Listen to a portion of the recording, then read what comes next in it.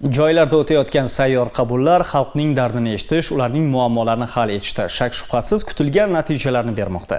Zero davlatimiz rahbari ta'kidlaganidek, xalq davlat organlariga emas, balki davlat organlari xalqimizga xizmat qilishi kerak. Shu ma'noda Savdo-sanoat palatasi huzuridagi tadbirkor ayollar kengashining navbatdagi sayyor qabuli bo'lib o'tdi.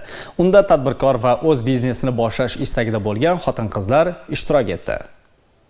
Sayyor qabulda O'zbekiston Savdo-sanoat palatasi raisi o'rinbosari, Respublika Vazirlar Mahkamasi mas'ul xodimi, Jizzax viloyat hokimining o'rinbosari, Savdo-sanoat palatasining viloyat boshqarmasi boshlig'i ishtirokchilarni qabul qildi. Tadbirkor ayollar kengashi a'zolari 200 nafar ishsiz xotin-qiz, 20 nafar davlat idoralari vakillari ishtirok etgan sayyor qabul avvalida xotin-qizlarning tadbirkorligini rivojlantirishga qaratilayotgan alohida e'tibor hamda tashabbuslarning mohiyati, taqdim etilayotgan imtiyozlar xususida atroflicha ma'lumot berildi.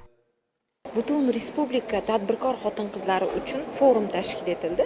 Bu forumdan asosiy ko'zlangan maqsad hududlardagi, ya'ni respublika miqyosidagi hududlardagi tadbirkor xotin-qizlarning Jizzax tajribasi asosida, nafaqat Jizzax tajribasi, balki tajriba almashish, ya'ni Jizzax boshqa viloyatlardan yoki boshqa viloyatlar Jizzax tajribasini almashish uchun 2 kunlik tadbirkor xotin-qizlar forumi tashkil etildi.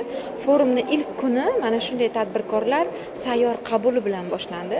Mana guvohi bo'lganingizdek, tadbirkor xotin-qizlar sayyor qabulida Jizzax viloyatidagi bugungi kunda tadbirkorlik faoliyatini olib borayotgan tadbirkor xotin-qizlarimiz tomonidan, demak, tadbirkorligini rivojlantirishda yuzaga kelayotgan muammolar yoki berilishi lozim bo'lgan takliflar, savollar ham mana shu, demak, viloyat tashkilotlari va respublika vakillari bugungi forum demak tashabbuskorlariga alohida bir savollar tariqasida berildi.